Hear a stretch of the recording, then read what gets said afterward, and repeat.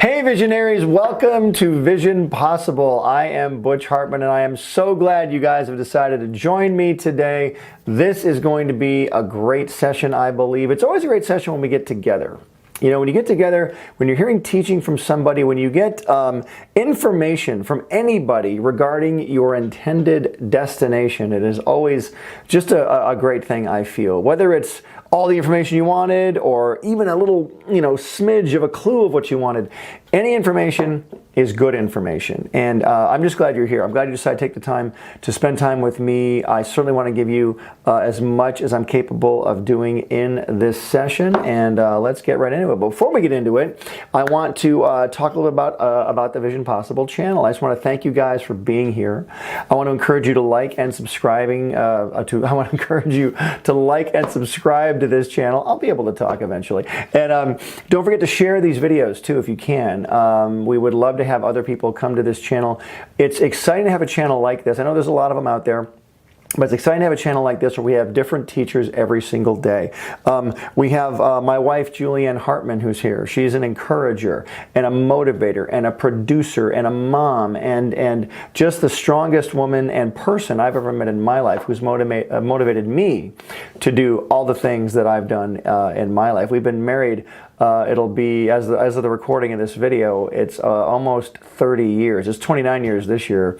This is in 2021, but it'll be, who knows when you watch this video, it could be 50 years from now. But we've been married a long time, and she is, quite frankly, the one who's motivated me the most. And I'm just, honored that she's my wife, and she's on this channel. She's going to motivate the heck out of you.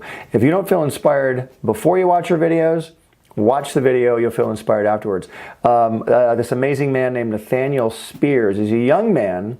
He's only in his 20s, but you would never really know it by listening to him because he's already started 5 successful businesses and a successful nonprofit before the age of 25.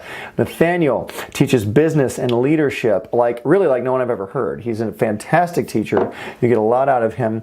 Ryan Haley, another fantastic teacher, former Navy helicopter pilot, best-selling author. He now is our finance teacher here on Vision Possible. He's awesome. You have to listen to his videos. And then last but not least is my daughter, Carly Hartman. She's also 25 years old, and she has achieved her dream in a very short time of not only being an entrepreneur on her own, but getting a job in marketing at a multi-million-dollar company. And she will teach you all about marketing and social media. So she is just fantastic. You get a lot out of all of those videos. So please be sure to check out every video and every teacher on this channel. We're here 5 days a week. It's pretty cool, and it's just here for you for the taking. So please indulge yourself and learn a lot. And we'd love to hear your feedback too. Please leave comments. We want to hear what you think, how we can improve these videos, and what you want to hear us talk about. I'm probably going to talk about a subject that you're interested in, but there might be something that I haven't touched on that you want to hear more about. That really helps us move this channel in the direction that it's going to move. So let us know, please, what it is you want us to talk about. And also, don't forget to go to our website. The link is on this channel. It's visionpossible.net. And go and take our our Spectrum quiz. It's the Vision Spectrum quiz, and it will tell you where you are in your vision journey. Like, are you at the beginning of your journey? Are you pretty close to attaining your vision, or are you somewhere in between? Take the quiz, it's absolutely free, and see where you are on that chart. See where you fall and what steps you'll need to take to get to where you need to be. We'd love you to take that quiz. So visionpossible.net, check that out. And also sign up for our email list so you can always be notified when something cool is happening with Vision Possible and when we will be coming to your neck of the woods. We do love doing live appearances as well, so we could be coming to a place near you, and you can come meet us in person. And again, we'd love to meet you. Okay, so last week we talked about getting your Hollywood dream job, and what I love about that topic, I think it's a title that a lot of people are very excited to hear about because a lot of people want to get a Hollywood dream job. You could even change it to getting your entertainment dream job if you wanted to. But getting your Hollywood dream job, And we talked all about a little bit of my history last time, and it was, you know, that was me sort of walking you through the early parts of my animation history, how I got to where I am in the industry. Those of you just tuning in, if you don't know who I am, I've been doing children's television animation for over 35 years. I've produced several huge hit shows on Nickelodeon. One's called The Fairly Odd Parents, one's called Danny Phantom, one's called Tough Puppy, one is called Bunsen is a Beast. And those shows kept me at Nickelodeon for over 20 years, just around the 20-year mark, a little bit over. But I was there for a little over 20 years, and that's a lifetime at any company. And I was able to help them become very successful. I became very successful in the process, and as a result, I'm able to pass that knowledge and experience on to you, which I hope you're going to get a lot out of these talks. But I talked a lot about my history last time, where I started. A kid from Michigan just wanted to draw cartoons, making movies in his backyard in the late 70s, early 80s, and then coming to California and finding my way through the animation industry, you know, and the Hollywood industry. I wanted to come out here and be a Disney animator. Disney was my goal. I never became a Disney animator.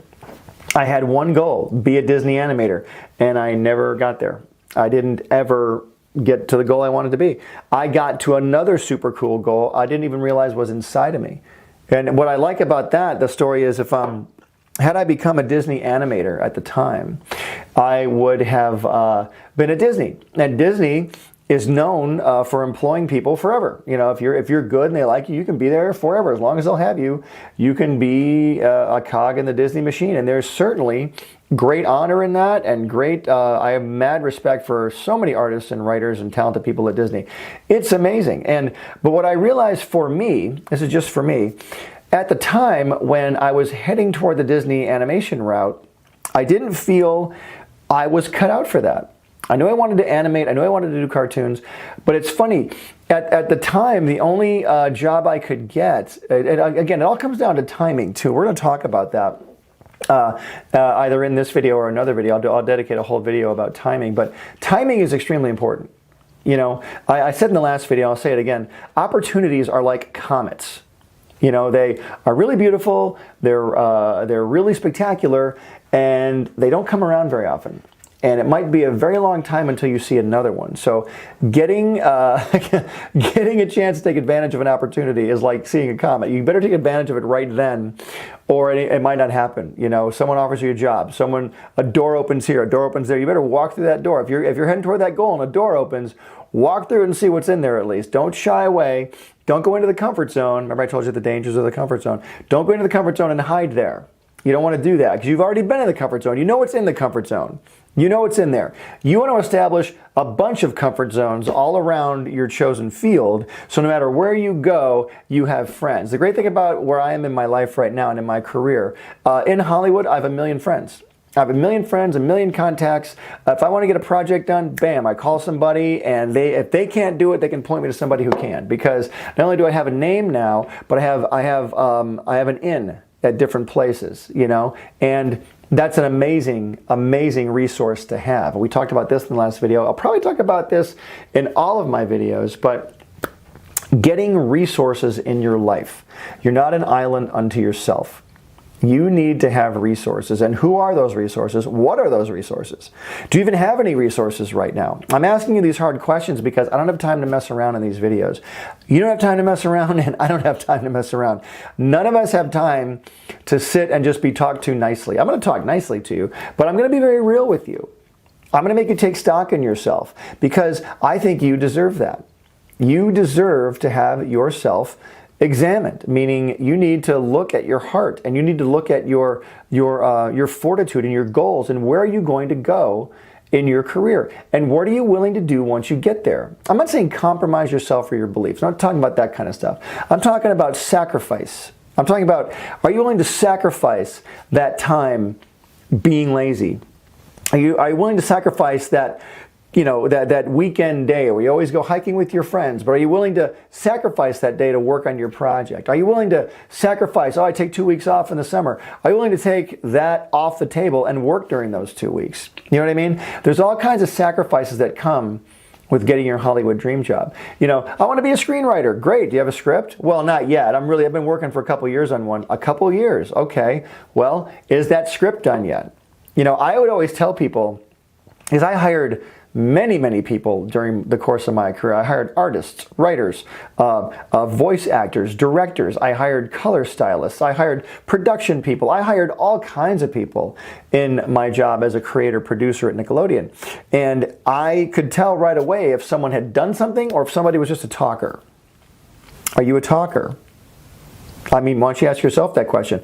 Are you a talker? Are you somebody who talks a good game and never gets anything done? Or are you somebody who actually does things? They might not be perfect. They might not be wonderful. They might not be exactly where you want them to be. But have you done something I can look at so I can see where you are? That's my question for you. Are you able to do something that I can look at? You know what I mean? I really want to see your skill level. I would tell writers all the time, I said, do you have any scripts I can read? Oh yeah, I'm working on some. Well, can I read one? Well, I'm not really done yet. Well, then I really don't think I can, judge you or judge your skill level based on a thought or a maybe. Give me a script I can look at, and I'll let you know if you're any good or not. That sort of thing. Are you an artist? Well, I really want to be one. Well, okay, do you have any drawings? Well, I don't have anything you can really look at yet. I say this to artists all the time. All the time. And by the way, if you're a writer, you're an artist. If you're someone who draws with a pen and pencil, you're an artist. If you're a painter, you're an artist. If you're a musician, you're an artist. If you're an actor, you're an artist. If you're someone who puts themselves out there on a stage in any way, you're an artist. And sooner or later, every artist has to put their picture up on the wall. Next video I do, I'm going to do it in my office where I have all my artwork. And I'm going to talk about that because putting your artwork up on a wall is something that a lot of artists are terrified of. They're terrified to put their stuff on a wall because, oh my gosh, what if they don't like it? What if someone doesn't like my work? Well, guess what? This is called the Hollywood entertainment industry, and I guarantee you someone's not going to like your work. You're going to have all kinds of people not like your work. You're going to have people you've never met write you horrible emails telling you they don't like your work. But you're also going to have a lot of people that do like your work. And those people that like your work are going to far outnumber the people that don't. And that's where you got to get your mindset. Getting your Hollywood dream job. Part of it is, we already talked about sacrifice and courage. The courage to know that you have something valuable that you can offer the world. You have something that people want to see. You have an idea that's so good it needs to get out there. But how are you going to get it out there? Well, I need $20 million. Well, maybe you don't have the $20 million yet. Maybe you have $20. What can you do with $20? That's a big question, I know. A lot of people are like, well, I can't do anything with $20. Okay, let's think about that. With $20, you can do something. You can do a drawing. You can record a song on your iPhone. You can this means iPhone, by the way. But you can record a demo of a song. You can write an email to somebody. You can make a phone call.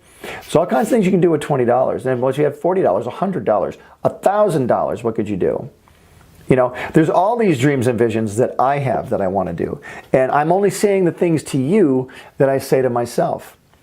What can you do right now for your career to move yourself one step closer to your Hollywood dream job? Right now, what could you do?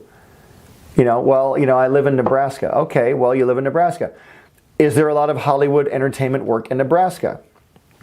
Not saying Nebraska is a bad place. I'm sure Nebraska is amazing. I've never been to Nebraska. I've got to go. But using that as an example, only because it's in the middle of America.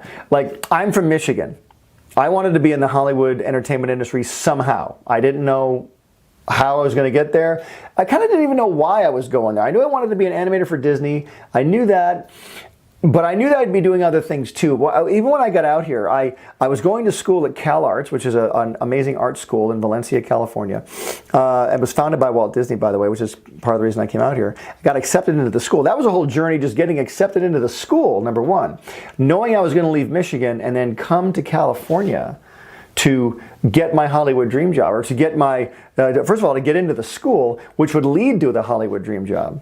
A lot of times you have to remember, the first step you take isn't going to be right into the throne room. You're not going to get to the throne room or the finish line on the first step.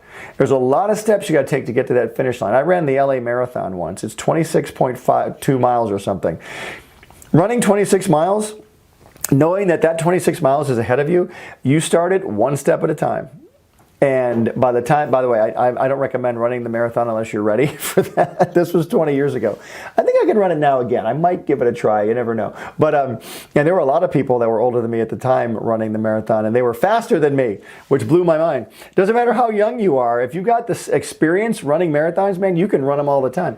But it's getting that experience, guys. You know, doing everything perfectly isn't going to happen. You're going to do. I remember I said about the $20. What can you do now for $20, $30, $40, $50 that will get you closer to your Hollywood dream job? For example, watching this video right now.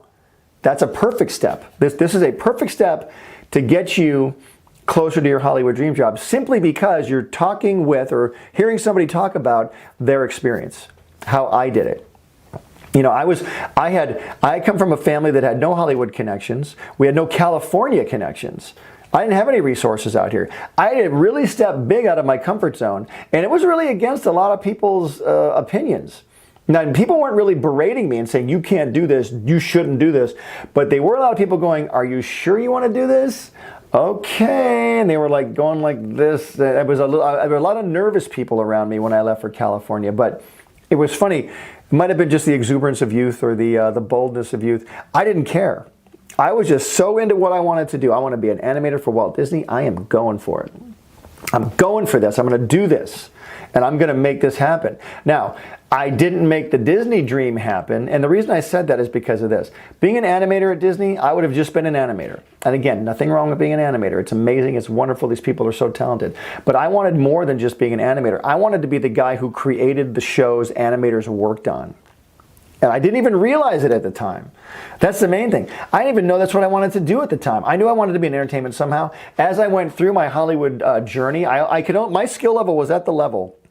I know I've hopped around a lot here, but my skill level at the time when I left school to go get a job in Hollywood, my skill level was at the point where I was only so good. I wasn't Disney animator quality. I knew it. I was like, I want this job, but I'm not that good. I can't do that very good. But I can do all these other things really good. I can draw funny TV characters. I can write funny stories. I can come up with funny jokes. You know, I'm like that guy. I was like, okay. I wasn't an official writer at the time. I have a really funny story to tell you. Back in the 80s, I'll get back on track in a second. But back in the 80s, I saw the movie Back to the Future in the theater in 1985. That's how far I go back. But I saw the movie in the theater, and I loved Back to the Future so much. I went, I'm going to be a writer. I've got to write a story like that someday. I was sitting in the theater going, I've got to do that. So I actually left the theater, went to an office supply store, which were new in those days, went in the 80s, went to an office supply store, and I bought a typewriter. This is before computers in 1985. I bought a typewriter. It was like $30. I bought this typewriter, and I started typing up a manuscript for a screenplay. Never written a screenplay in my life, didn't know how to do one, had no clue, but I knew I had a story. And so I just started writing down the story, learning how to, and I knew how to write sentences in the English language and things, but I didn't know how to put it in the format of a script.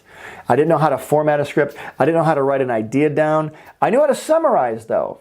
I'd written many book reports in school. How do you summarize something? Here's my story. How do I summarize it? So I started clackety on my typewriter.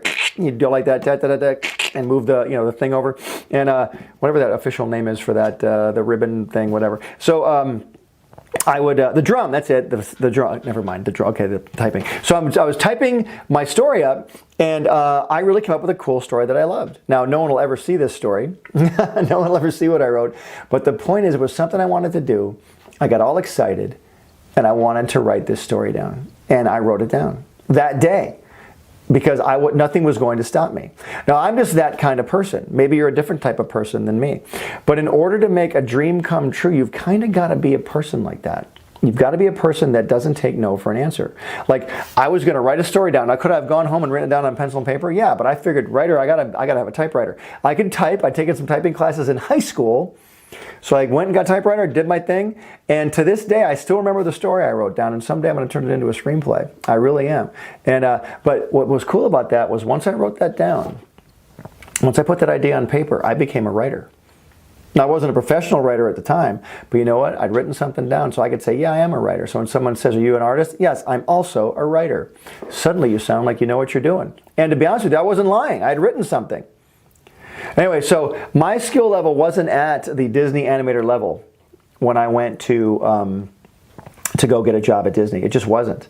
I knew I had to work harder to get there. But in the meantime, I was taking these television jobs. You know, TV animation was huge back in the 80s. It's still huge. I was working at Hanna-Barbera. I was working at Spiers Productions. They were the guys who created Scooby-Doo for Hanna-Barbera, Joe Ruby and Ken Spiers. They had an animation studio. I worked at Amblin Productions on a show called Family Dog. And I got to Hanna-Barbera, worked there, like I said. And I had some great times, but I did everything. I worked as a storyboard artist. I worked as a character designer. I worked as I started getting jobs as a writer. Like I'd walk by the writer's room and I'd hear them saying something, and then I'd see one of the writers at the in the kitchen later on. I'd go, you know, it'd be a cool joke for that scene. And they go like, what? And I would say about it, and they would laugh. They go, that's a funny joke. Thanks. And they would go off and they would get credit for the joke. So anyway, but like after 3 or 4 of those, suddenly I'd walk past the writer's room and they would go, hey Butch, come in here for a second. We got to sit down for a second. What would you do in this situation? And they would ask me about, you know, what would you do here? What kind of joke would you tell here? And so I got to start telling jokes in cartoons. And before you know it, I was starting to get writing assignments. So now I really was a professional writer.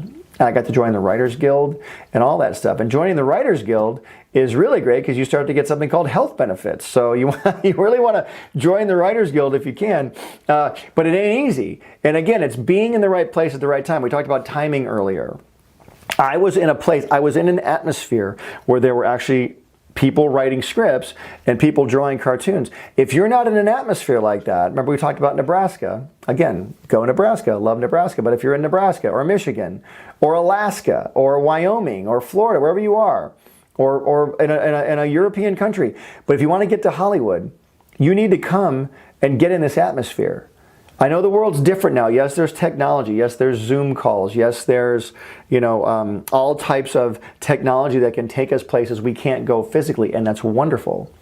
But there's nothing like the experience of being in a room with other people being creative. There just really isn't. And I challenge you and I encourage you to try and get into as many of those environments as you can. If you can't physically come to Hollywood, I'm not saying sell everything you have and get here unless it's the kind of person you are. You can do that if you want. But is there an entertainment industry where you live? Is it there? And if it's there, why aren't you in it? Why aren't you in it? Are you in it? Are you a creative writer? Are you an actor in a local play? Do you do things for the local high school? Great. If that's what you do, awesome. That's awesome. If you've leveled up to that area, that is incredible. If they're counting on you there, my gosh, that's amazing. You can influence kids. You can, and that's another thing we're talking about too is influence. You are an influence no matter where you go. You influence a circle of people no matter where you go or what you think. You do. Anyway, if you are an influence to people, that's huge. But if you want to become a bigger influence and get to be a bigger known personality, I encourage you to do a bunch of other things too. Go on YouTube. Get a YouTube channel like this YouTube channel you're watching right now.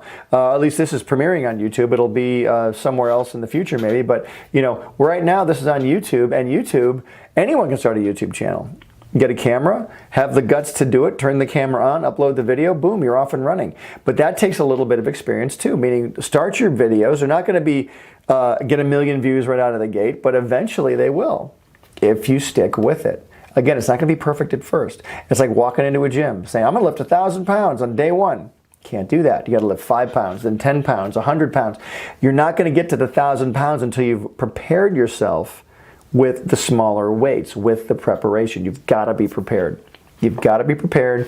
You've got to be in an atmosphere of creativity, and you've got to understand timing. It's all about timing. But the timing isn't going to happen for you until you put yourself in that atmosphere of creativity and somehow get there. I would tell all the interns at Nickelodeon, every year we had a crop of interns. There'd be like, I think it was 3 times a year, every quarter, or maybe 4 times a year. They'd have 20 interns. They'd rotate them out. And every time the interns would come in, they'd all want to have lunch with me. Hey, can we have lunch? And I would love to have lunch, but instead of having 20 individual lunches, I'd have one big lunch, and we'd all just sit there and we'd eat. And I'd said, fire questions at me, and they'd answer. I'd answer questions for them. And one of the first things I would say is how proud I was of them. I'm like, you guys, this is amazing that we're all sitting here at lunch right now. I'm very proud of you because whatever you did to get here, you got here. You know, you're in this building right now. You know, getting in the building is massively huge. In Hollywood, You have no idea. Just being in the building can change your life. Whether you're in the mailroom, you're a janitor, you're answering phones, whatever it is you're doing, because you're suddenly around the people making the stuff happen. You see them, you talk to them, you hear what's going on, you can offer suggestions like me with the writer's room back in the day. You know, you guys can do that because you're in the right atmosphere. That is huge. You've got to be in that creative atmosphere. You've got to find yourself in an atmosphere, or get yourself into an atmosphere where you can begin to become creative and stay creative. But if you're home right now and you're sitting here watching me and you haven't moved yet, I don't mean move like physically move out of your house, although that's part of it. But if you haven't taken that step yet, that's what I meant by moving. If you haven't taken that step, it's time to take that step. You could be watching this at 9 o'clock in the morning or 5 o'clock in the morning. You could be watching this 10 years from now. I don't know when you're watching this, but it's time for you to take that step. You know why? Because there's no time to waste. Why do you want to waste the time? What are you afraid of? I'm afraid of what they'll think. Like I just said, you're an artist. You got to put your picture on the wall at some point. The next time we do a video, I'm going to put you'll be in my room with all my pictures. You've got to put your picture on the wall at some point. Someone has to see it eventually. You're an entertainer. You know, you're going to entertain people. Someone is going to like your work. Look how many movies out there that you like. Look how many you don't like. Look how many TV shows you love. Look how many you can't stand. Look how many actors you like. How many actors you don't like. That's life. People have different opinions. You've got to get used to that and get rid of the fear. We're going to talk about fear as well. Getting rid of fear. We got to do a whole video on that. Getting rid of that fear. Fear is the worst. It is like an anchor chain around your leg. It'll hold you in place and never let you move. And they go, a little bit of fear is good. No, zero fear is good. Wisdom is good. Fear is not. Don't be fearful. Okay? Okay, so I gave you an assignment in the last video. I wanted you to write down your goals. What are your goals? I said it could be anything from sweeping the floor at, in a sound studio to winning an Oscar. Anywhere in between that. What are your goals? Did you write them down? If you didn't write them down before, if this is the first video you're watching, write the goals down now. What's your goal in Hollywood or in entertainment? What do you want to do? You want to be a director, an actor, a writer, a dancer, a juggler, a comedian, an artist, a cartoonist? What do you want to be? You can be anything you want to be, but you have to write it down first. There's one scripture in the Bible that I always lean on. It's from the book of Habakkuk, which is in the Old Testament. Sounds like I just sneezed. Habakkuk, or coughed. And it says that you have to write down the vision and make it plain on tablets so that he may run who reads it. You have to write your vision down. If you don't write it down, it's going to be a little hard to explain to people what you're trying to do. Yes, you can explain it with your voice, of course, but writing things down makes things a lot more permanent. It makes it more real. For example, the building I'm sitting in right here. You think they just showed up here to build this building with just wood and some material and said, okay, let's start building? No, they had a blueprint. They wrote it out. They planned it down to the T, and then they built the building. And that's what you got to do with your vision. You got to write it down, make it plain so other people can see it, so you can see it. Put it around your house. Write Post-its all over the place. I'm going to do this. I'm going to be this. I'm going to be this. Because the things that you see and take into your heart, that's what you're going to become. So write the vision down. Okay, everybody, thanks so much for tuning in. Again, don't forget to check out the rest of our teachers during the week. You're going to love everybody that is on this channel. They're going to encourage you. They're going to build you up. They're going to teach you things that I'm not teaching necessarily, but you're going to get a very well-rounded experience here on Vision Possible because we want to make your daydream your day job. Don't forget to tune in. Take our Vision Spectrum quiz at visionpossible.net. See where you land. It'll be really cool to find out where you are in your vision journey, and we will see you next time.